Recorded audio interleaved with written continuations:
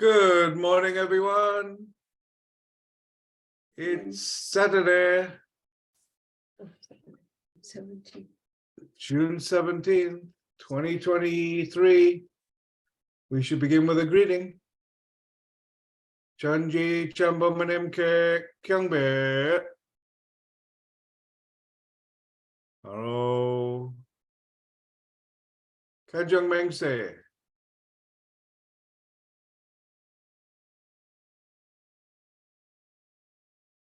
There's Emily. All right. Oh, Emily. Where's Emily? Okay. Okay. We're going to do something absolutely radical. We're going to read it in English. What do you mean, oh no? Okay. What do you mean, oh no? English is a good language. I know. Been using it a long time. All right, English. 1. Our family, the owner of Channel Good, pledges to seek our original homeland and build the kingdom of God on earth and in heaven, the original ideal of creation by centering on true love. 2. Our family, the owner of Channel Good, pledges to represent and become central to heaven and earth by attending the heavenly parent and true parents. We pledge to perfect the beautiful family way of filial sons and daughters in our family, patriots in our nation, saints in the world, and divine sons and daughters in heaven and on earth by centering on true love. 3. Our family, the owner of Channel Good, pledges to perfect the 4 great realms of heart, the 3 great kingships, and the realm of the royal family by centering on true love. 4. Our family, the owner of Channel Guk, pledges to build the universal family encompassing heaven and earth, which is the heavenly parent's ideal of creation, and perfect the world of freedom, peace, unity, and happiness by centering on true love. 5. Our family, the owner of Channel Guk, pledges to strive every day to advance the unification of the spirit world and the physical world as subject and object partners by centering on true love. 6. Our family, the owner of Channel Guk, pledges to become a family that moves heavenly fortune by embodying the heavenly parents and true parents, and to perfect a family that conveys heaven's blessings to our community by centering on true love. 7. Our family, the owner of Channel Guk, pledges to living for the sake of others, to perfect the world based on the culture of heart, which is rooted in the original lineage by centering on true love. 8. Our family, the owner of Channel Guk, pledges, having entered the era of Channel Guk, to achieve the ideal of God and human beings united in love through absolute faith, absolute love, and absolute obedience, and to perfect the realm of liberation and complete freedom in the kingdom of God on earth and in heaven by centering on true love. Wow, that felt good. You read it in English. Probably most of us forgot about it in English. We just kind of repeat in Korean, but we don't know what we're saying. So it's good once in a while to read it in English, don't you think? Wonderful. Wonderful. Thank you, Mrs. Thompson, for your undying support. All right, I would like to ask Marcus Von Oy if you could lead us in prayer this morning, please. Okay, join me in prayer. Good morning, beloved Heavenly Parents. We're so grateful to rise and wake this morning in this brand new day. We can live in this most incredible time in human history that you have handpicked and chosen each one of us to be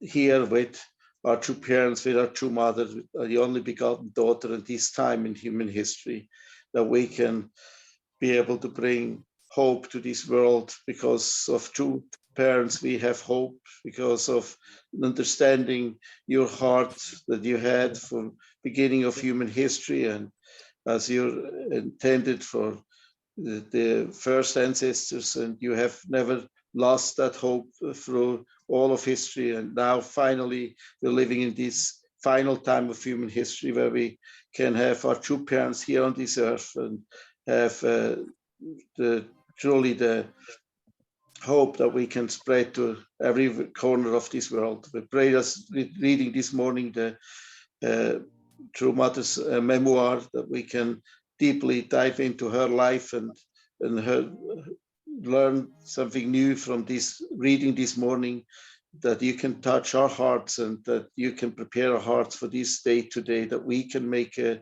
difference and we can spread the message to every corner of this world. We pray with a heart of gratitude as a blessing the family, Marcus Vanay, Wanda Vanay, I pray, are true. True. Thank you, Marcus. Yep, very good. All right, everyone, let's go into those groups and share the gratitudes.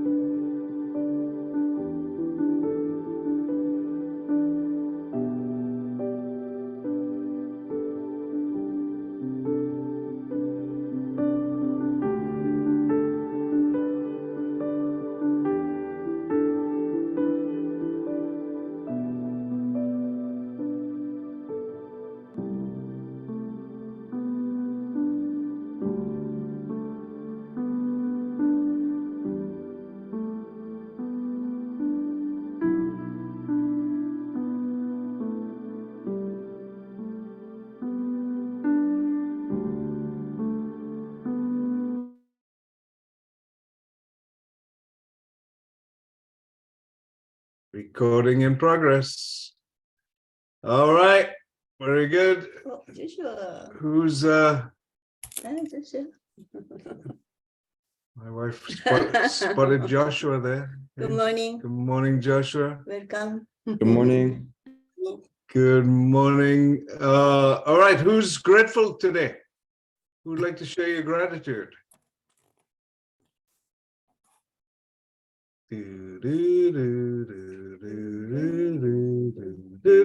Melissa, all right.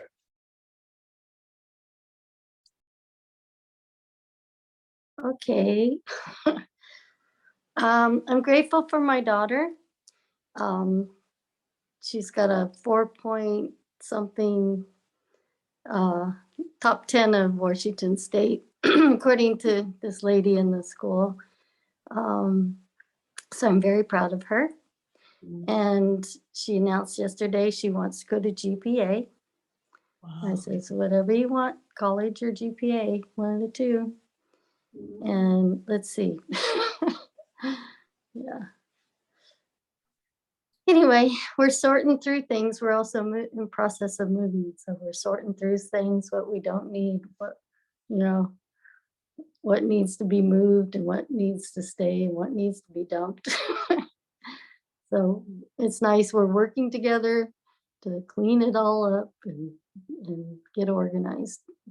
So, and she's also been asked to go to Alaska to interview some leaders up there that Reverend Christian organized. Yeah. So she's a busy gal. Busy young lady. Yeah. All right. Thank you, Melissa. Oh, and she's graduating. Did I say that? The 28th of June Graduating from high school. Okay. Yeah. Big moment in life. Yeah. Thank you. And it's sometimes good to move because then you get to purge all of your junk, That's right. all of your stuff. All right, Ray McCready. Well, thank you, Pastor, and it's always good to hear from a proud mom. And thank you, Melissa. Yeah, I was in a good group with Mike and Cosco Pulfus and Mark Munsell, and we were talking about gratitude, and we were saying we're grateful for gratitude because some mornings it's a bit of a struggle. You wake up in a bit of a fog or maybe not feel so positive. There's something maybe lingering. But if you put on your gratitude glasses, everything starts to clear up and, things start to feel positive and the positivity juices start to flow. And it really is awesome. It's an awesome way of thinking. So thank you, Dr. Young. You may be gone, but not forgotten. I'm sure. Sorry, Dr. Young. I'll see you in a while, but we're grateful for all that sharing in his practice. Thank you. Thank you, Dr. Young and everybody for your gratitudes. Yeah, sure. So you're grateful for the gratitudes. For that mindset, that attitude, yes. Very good. Yeah, it's really true. Once you start putting your mind that direction, it changes things. Yeah. All right. Thank you, Ray. How about Wayne San? Well, I'm grateful for our morning devotion and the breakout rooms where we can talk to one another. I don't understand why it happens, but when a different person says the same thing I've heard 1,000 times, sometimes it clicks. I get it. And Susan Munsell was talking about how do you talk to ministers? And that's something I've done absolutely terrible with. And her advice was just go there to receive their love, be able to listen and to hear what they want to give and support that. Very simple thing. And I did that last night at a Bible study at a local church, and the results were quite different. So I'm grateful for our community and for our sharing, our honest, sincere sharing of what our experiences we have. And that's my gratitude. All right. So it is possible to teach old dogs new tricks. All right. Thank you, Susan, for teaching Wayne. And thank you, Wayne, for receiving that teaching. Mhm. All right. Great. Let's go to our reading today.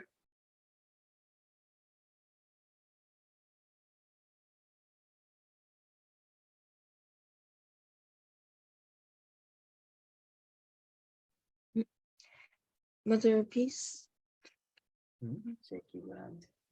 Chapter 2, I came into this world as the only begotten daughter, page 51 to 56. Let us begin. South Korea was a strange place to us. Having never been to Seoul, we had no idea how we could survive, and we were getting lost constantly. We also had lost the moorings of our faith. The hope to meet the returning Lord was indeed floating in the clouds. We had no money and no skills by which to make a living. We camped in a shabby, empty house and barely made it through each day. All we could do was talk to people. Our most urgent task was to find my maternal uncle, Sunjong. He was the only person we could depend on in South Korea, and we were hoping he was somewhere in Seoul. My mother pleaded in prayer. What should I do to find my younger brother? She prayed most earnestly every day to find a brother on whom she could rely. We devoted ourselves to the search by visiting clinics and pharmacies. Then we received an unexpected blessing from God. We met a man on the street who turned out to be a friend of my uncle's. This was indeed God's providential help.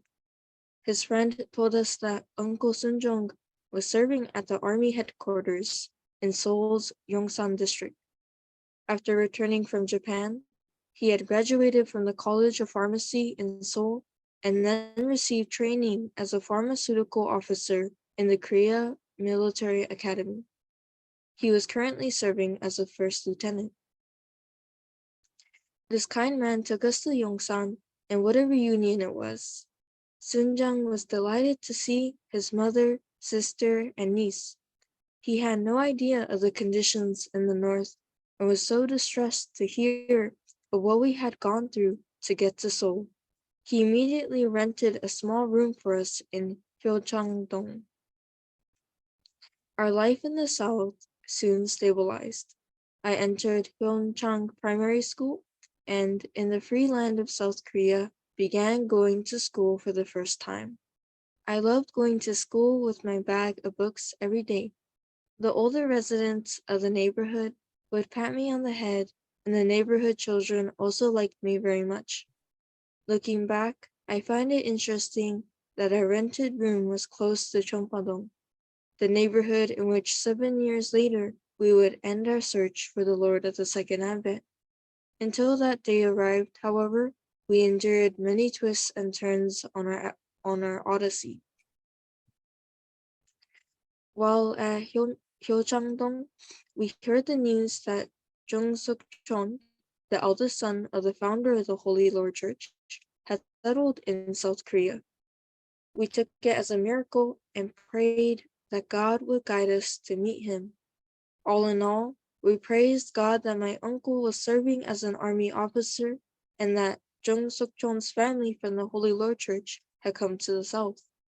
Without doubt, our Heavenly Parent prepared a path to protect the one called to serve humankind as the only begotten daughter, the one to whom he would entrust the providence. Now that our physical pilgrimage had reached an oasis, it was time to renew our spiritual pilgrimage. A blue flash of death. It was early on a hot summer morning. Red balsam flowers blossomed on one side of our courtyard, and thick old willow and sycamore trees stood along the street. I was 7 years old, but I remember the moment clearly, as a frantic neighbor burst into our living room with the words, "War has broken out. The North Korean army has crossed the 38th parallel." Apprehensive residents gathered in the alley in groups of 2 and 3. I had been getting used to settled life in the South, but when the North Korean People's Army launched their invasion, our short respite was over. Everyone was afraid. Everyone was frightened.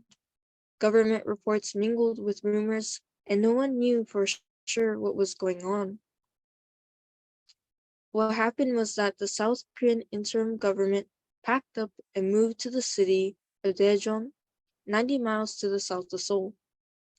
The government ordered the South Korean army to blow up the Han River Bridge, the only bridge across the Han River on the south side of Seoul. They expected North Korean troops to arrive in Seoul soon, and they had no means to protect the city. Their strategy was to prevent the Communist army from crossing the river. They could do little or nothing to help the city's residents who were crying out for Seoul's defense. 2 days later, my mother woke up at dawn and began packing her clothes in a bundle.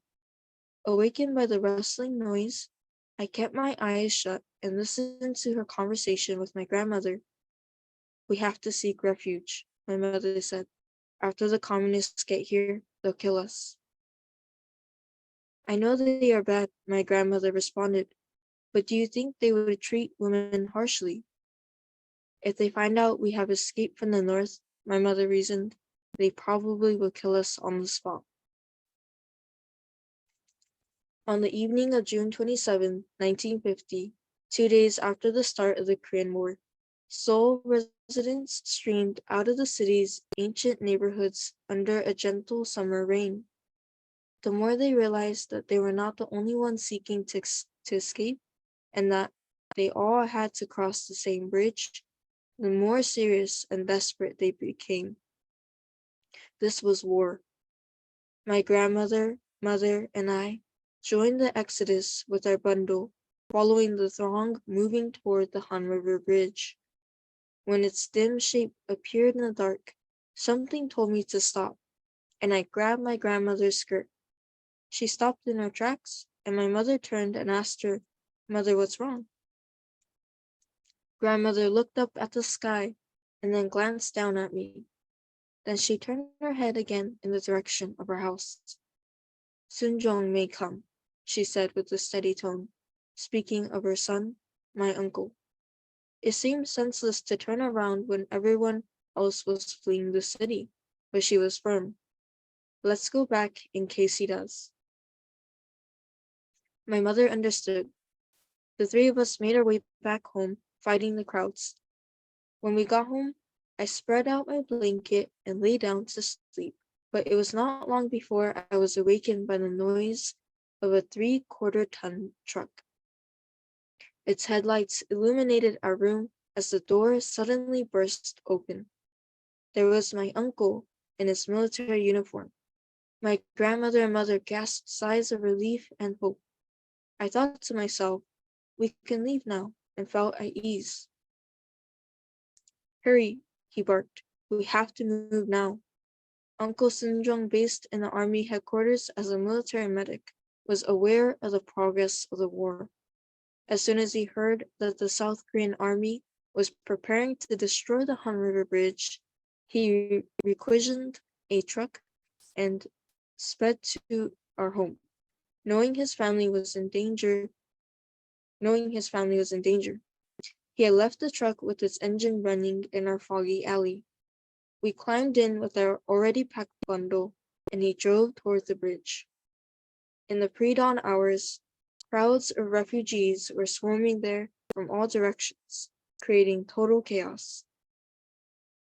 We moved forward at a snail's pace on the congested street. As an army officer, my uncle had the official pass necessary to take a vehicle across the bridge. Honking the horn, he inched the truck through the crowd. Held in my mother's arms, I clung to her and gazed at the people fleeing their homes, their fear and confusion increasing by the minute. As soon as we had crossed the bridge, my uncle shouted, "Get down in your seats." As I squeezed down on the floor at my mother's feet, A huge explosion behind us shook our truck. There was a blue flash and a deafening sound. My uncle set the emergency brake and turned off the engine. Together we jumped out of the truck and clambered down into the ditch at the side of the road. I turned my face to the bridge and witnessed the next explosion. I saw a light like a demon's burning eyes, piercing the night. Countless civilians, as well as soldiers and policemen who were crossing the bridge, were thrown about like plastic toys, flying everywhere, cast into the river below. For us, a few meters proved to be the difference between life and death. Our lives have been spared. I closed my eyes, and many thoughts flashed across my mind. Why would anyone start a war? Why did innocent people have to die?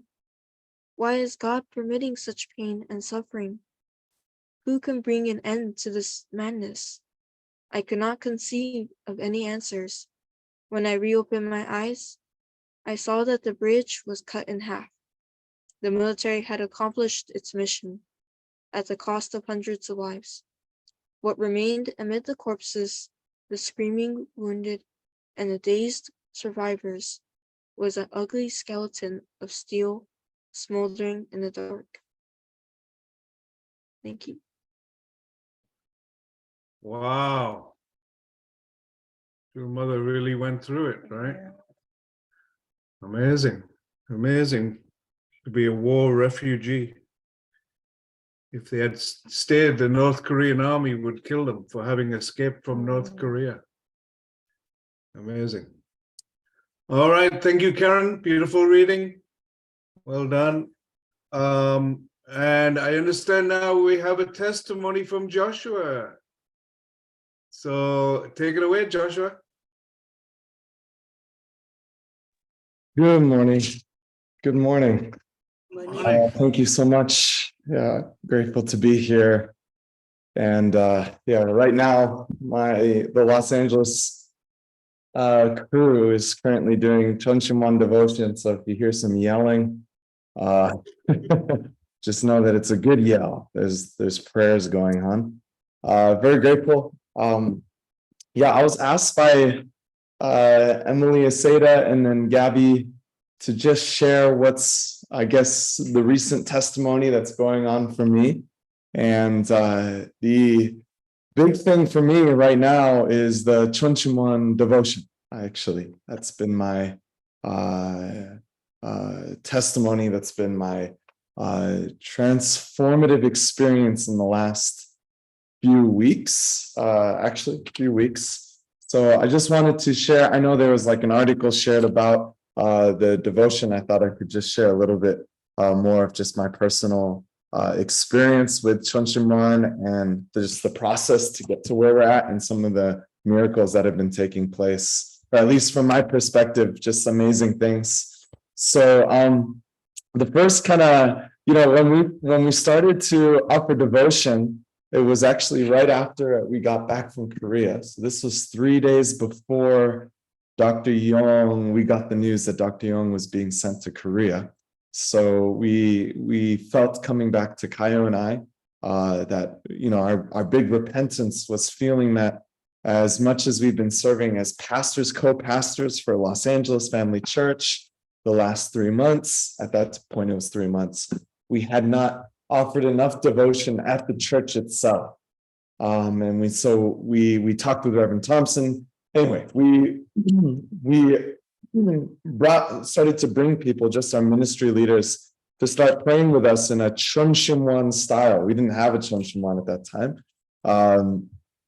Just to pray at the church every morning at 6 a.m. And then 3 days later, we got the news that Dr. Yong was being sent. And so it kind of worked out in that way because then no longer morning devotion was happening. So, but it was interesting when we started to offer devotion, we had situations like this where we were, there was construction going on, but every morning a group of us was gathering to pray. But there was always something going on. but we never failed to just go every single day for, it was about 3 weeks. Our ministry leaders started to pray and we just did it the Chonchimwan style. We didn't have 8 candles and 4 huge photos. We just had 1 candle and 1 photo. And for 1 week, there was what do you call those? Anyway, these rises because they're fixing the tiles in our sanctuary. But very grateful to that kind of original group of people who were praying. And I felt that was a foundation for us to get to where we felt after the experience in Vegas, that the urgency, heaven was urging us to set up the Chonchimwan immediately. We knew that we wanted to, but we felt after coming back from our experience in Vegas with Reverend Damien that it needed to happen immediately. And so right when we got back, Takayo was sent back to Vegas to be a staff member for the next batch of leaders that went to be with Reverend Damien. And so I got started on working to put together the Chonchimwan. The challenge was finding a location.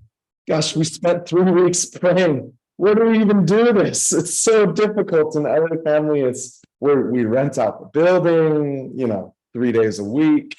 How do we create a space, an environment where people can actively come and have a secure place to pray?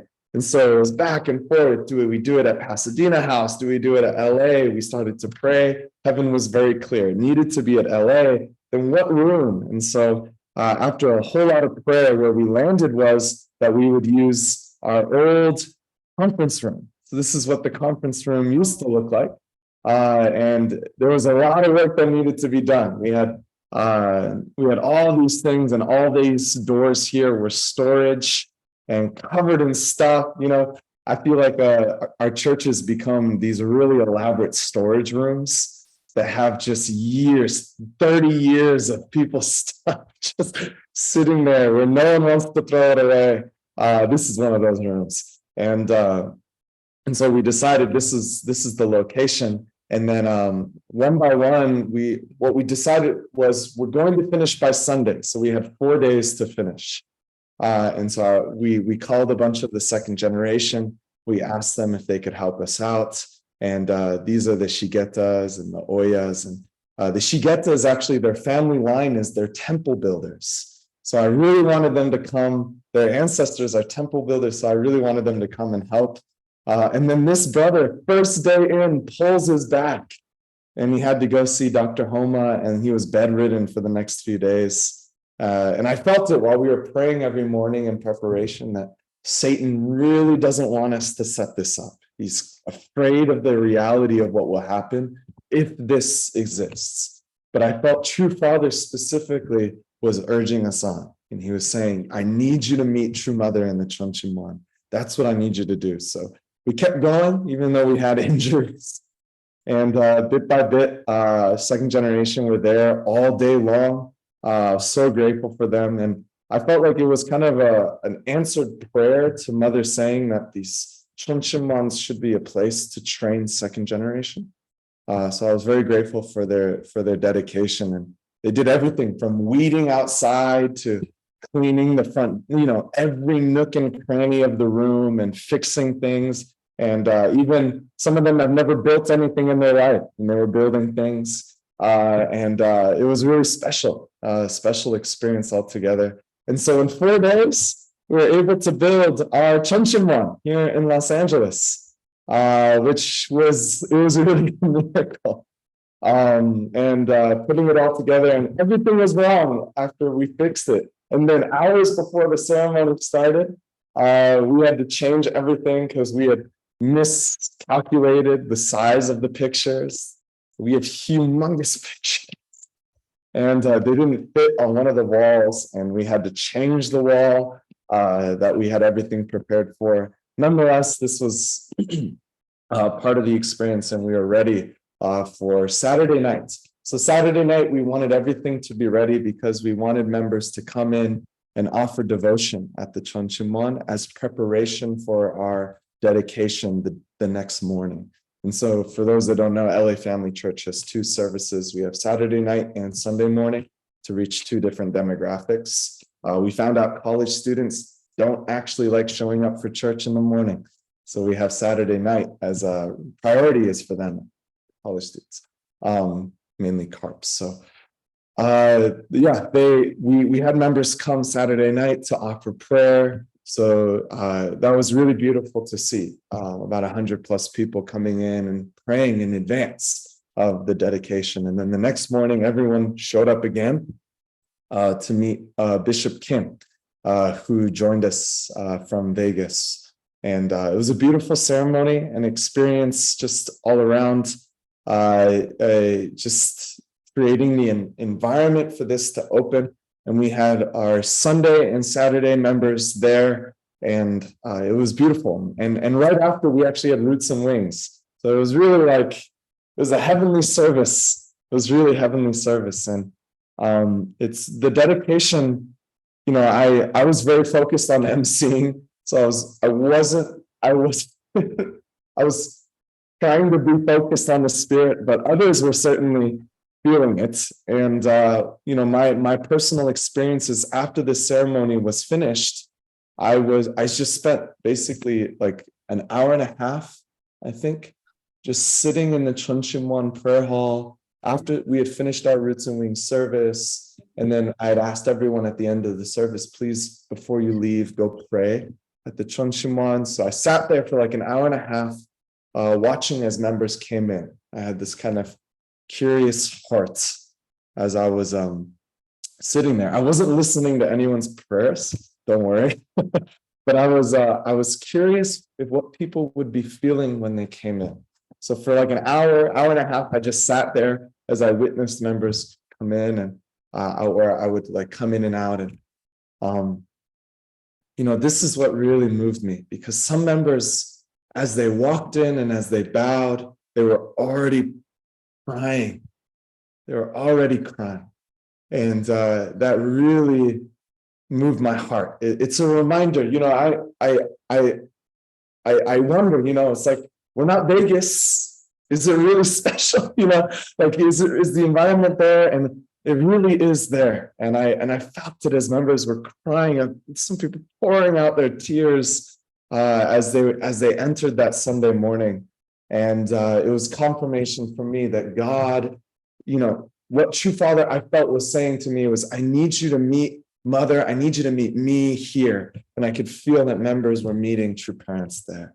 And it was really, really deep experience for us. So yeah, just incredible blessing to have the Chunchimwan. And so every morning we had this room filled, and then we had our entire cafeteria filled. Sadly, not everyone could be inside the room itself. I just want to show the group photos of all of our members that were there. Yeah, so Uncle Jules was there. We had our breakout this morning. And so I just, you know, for the last week, we've been offering devotion here, and just my personal experience with it is every morning we're gathering from 6 to 7:15. We're praying together. We're doing Hundoke. We're sharing together, and we do resonance prayer. I swear our neighbors love us. They must love us. We're yelling every morning. What I've already started to receive from members, you know, Korea likes to share these testimonies about people having healing, overcoming, you know, serious illnesses. But for me, the testimony has been people finding and refinding their personal relationship with God and true parents, and people hearing heaven's voice for their life. And someone shared a testimony with me the other day, and I asked this in my sermon Saturday night. I said, please go to the Chunchimwan when you're going to make financial and life decisions. Please go to the Chunchimwan and offer a prayer before you make those decisions. And so one brother went there asking God whether this was the right job to pick, whether he was going to apply for this job. And God responded to him, gave him an answer in the Chunchimwan, and he was testifying to it the other night to me. He was just like, it was great. I felt this, I could feel this confirmation that I could move forward with my life. Those kinds of, even the simple things, we don't have to have tremendous healing, even just the simple things of people restoring their active working relationship with God as God speaks to them. My wife and I included, we just prayed yesterday over an apartment that we just signed on. And we signed on it because in the Chonshimwan we prayed and God said, yes, we need to move next to Carol Takar. That's what God said. So that's where we're going. We're going to move right down the street from Carol Takar. So so we just signed on that apartment. So again, it's like my experience has just been people please come and ask God, give God the chance to give you direction and show you what He wishes for us to do, and then experience rebirth through our true parents, particularly true mother. So it's been very special for our community, and many people have come up to me expressing that they feel renewed hope for this new era. So thank you so much. All right. Thank you, Joshua. All right, got it done. Well done. I saw the pictures, and Dr. Kim came there, and he looked really happy. He looked really happy to be able to expand the Chungshim One prayer halls. And yeah, we need to do that all over the West, all over the country, and let God work. So next one coming up is at the Bay Area Family Church. It's on its way. We're a little bit slower than Joshua, but we're getting there. It's going to be great. All right, everyone. Thank you for that testimony. Thank you for the reading today. Let's go to our breakout groups and share what we learned.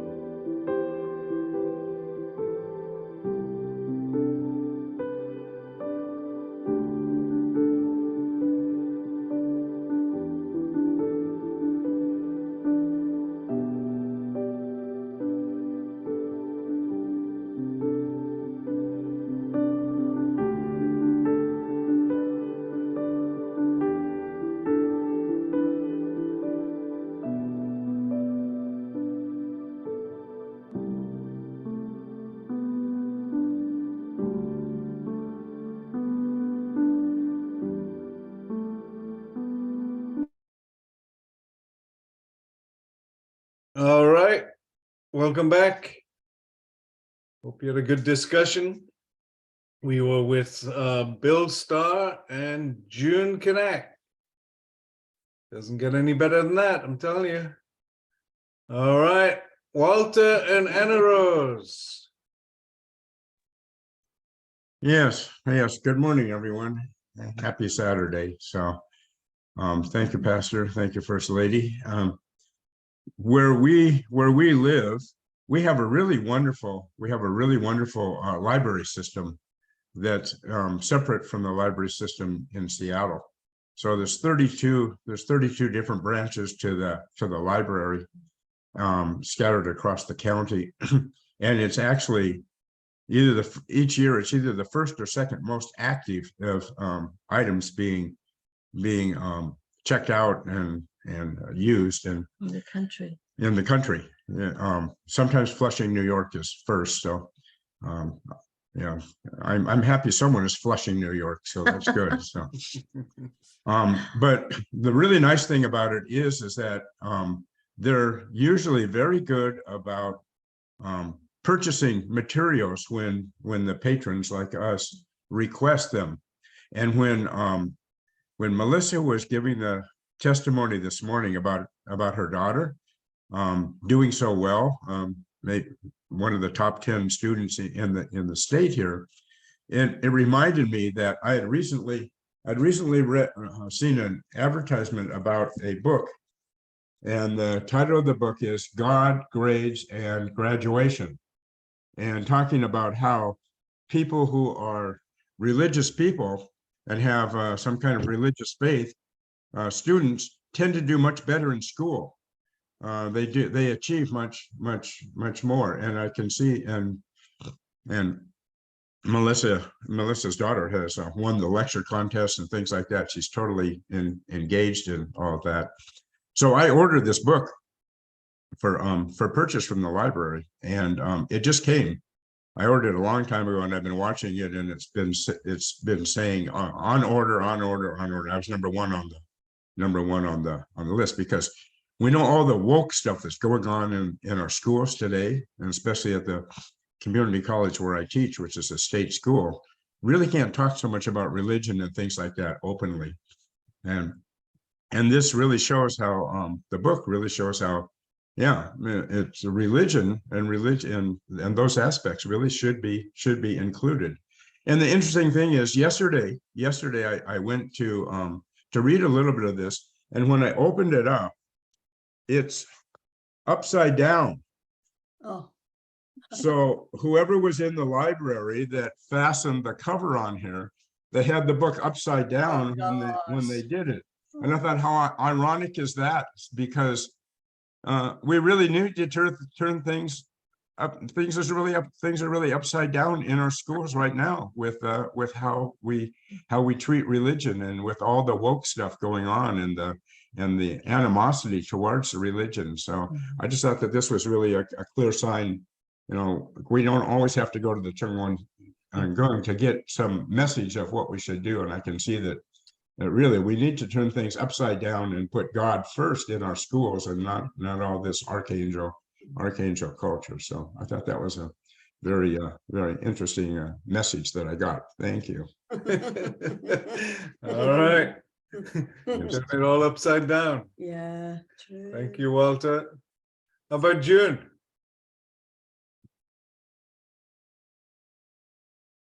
Sorry. Yeah, I'm really looking forward to I mean, I may not be able to come as often as like, but looking forward to the Chunshimwon being built in the Bay Area. I think it's really wonderful to get into the habit of seeking God's face and asking his viewpoint first, especially with critical, important, like moving, financial. I mean, I could just kick myself for all the times that my husband and I have just discussed things without God's input on really critical decisions. If we had taken more time and really kind of really sought and sometimes his answer is not what, it's not our answer. what we want. It might be something different because anyway, to get into that habit of praying and including and asking God first, I was thinking, oh God, I have to really really work on this with my kids of how to, really seek God's viewpoint. Thank you. Yep, it's a good idea. Who would have thought of that? Seek God's viewpoint first. Wow. We should do that. All right. Anybody else like to share? Are we good? Today we have Pat Detlefson's Songwa at 11 o'clock. I believe it'll be broadcast on Bay Area Family Church Facebook. If you're in the area, please come and support. If not, please check it out online. All right. So with that, I would like to ask Bill Bechtel if you could close us in prayer, please.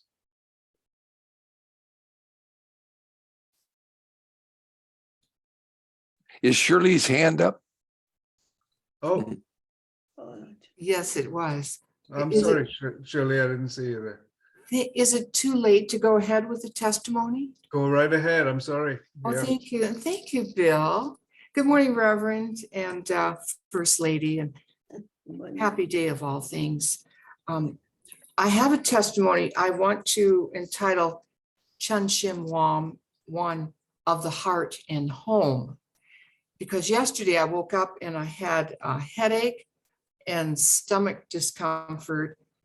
And I thought, oh boy, am I going to be able to get on the prayer call today? I don't feel good. And my friends stayed with me for 6 days and I could get on the call because our morning started out real fast and we were doing things together and I was missing the call. And now she's gone and now I'm waking up with a headache and a stomach ache. And so I had a cup of tea for my stomach and I got on because I thought, if I don't get on, I'll miss the base for the day because it really is a foundation for your day coming on this call. And so I did get on just in time to hear the testimony about the roots and the wings. And I was just so inspired. And while this young lady was explaining what roots and wings are, I could feel my stomach healing. My headache was going away. And in that short amount of time, my headache and my stomach ache were healed. And I ended the call feeling wonderful. I cooked all morning. I felt wonderful. I shared my food with my neighbors. I felt great all day. And you can come to your own conclusions about that because I was only on this call for about 10 or 15 minutes.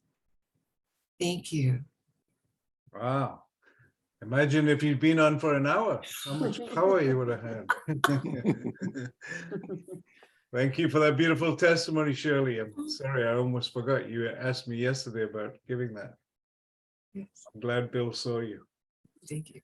All right. Thank you very much. All right, Bill, take it away.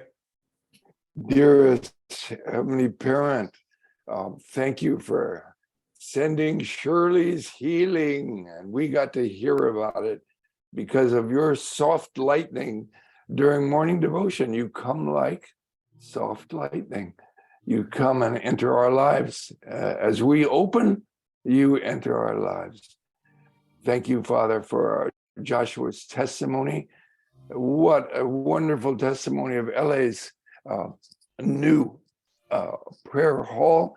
And thank you for our new prayer hall built by Johannes and his son. I've seen their hard work tearing down and building up. Thank you for Johannes and his son, Simon, doing this building, and we're doing the praying that will cause this this prayer hall to open up very soon. I thank you for Pat Detlison. I feel she's going to be present right here at Bay Area Family Church at 11 o'clock. She's going to give us inspiration and direction right there at her Sungwa. Such a beautiful sister who has helped so many of us. She reached out to so many of us, guided and encouraged us. I pray for your continued guidance through morning devotion. We'll all appreciate, feed on it, and live by this light that comes at morning devotion. I pray these things in my name, Bill and Carol Bechtel, Blood Central family. Adieu. Amen. Adieu.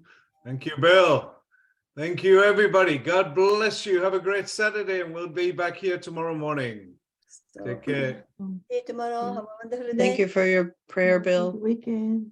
Thank you.